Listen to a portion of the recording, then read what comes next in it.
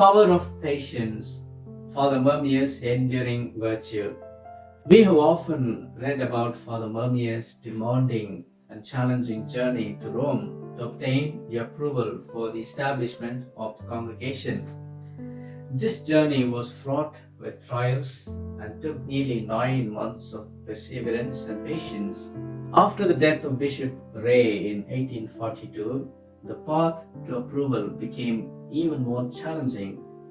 He had to meet Canon Rondeau, newly appointed as Bishop of Annecy in Chambéry. At Bishop Rondeau's orders, Father Mermier embarked on a grueling trip to Rome without even returning to Annecy. Unlike our modern conveniences, where a flight to Rome takes little more than an hour, Father Mermier's journey took an exhausting 8 days. Imagine arriving in a foreign city after 8 days on the road, only to start a hotel hunt. Luckily, an obliging passerby who spoke French kindly led him to the Brazilian father's house in Rome, where he would go on to stay all through 9 months.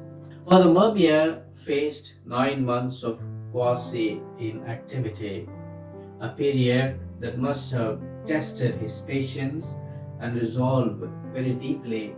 We could truly feel the depth of pain and agony that he endured while in Rome when he wrote to Father Chavanod, the director at Lafayette, our mother house. He writes, "Man proposes and God disposes. We are in his hands. He is a good father, and we can be nowhere better than in the arms of his divine will.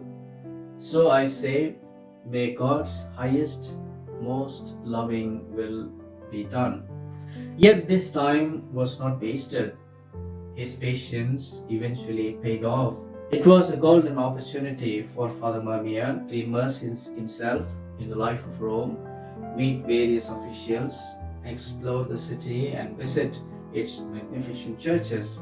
In his final days, Father Memier exhibited remarkable patience, viewing his suffering as a means of sanctification and as a means of purification.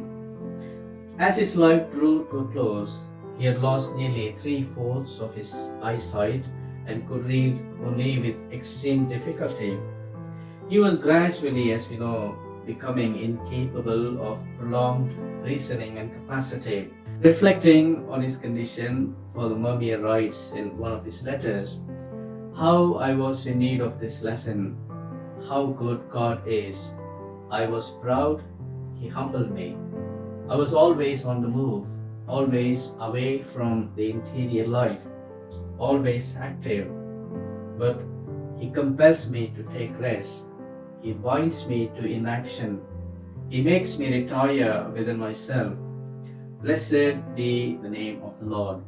Every candidate, as perhaps you probably know, for sainthood is rigorously always evaluated on their heroic and extraordinary practice of different kinds of virtues.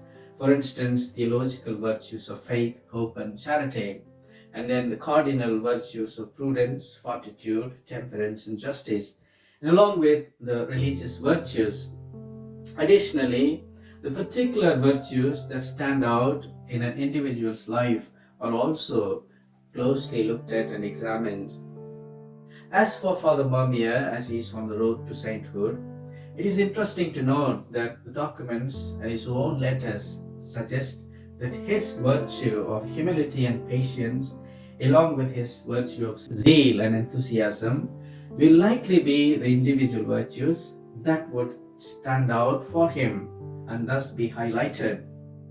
This implies that he would be recognized as a saint excelling in humility, excelling in patience.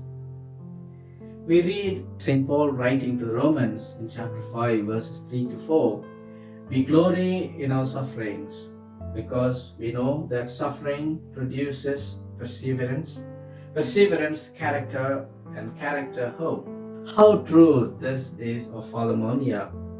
His sufferings and patient waiting bore rich fruits, building his character, building his perseverance, and building his hope.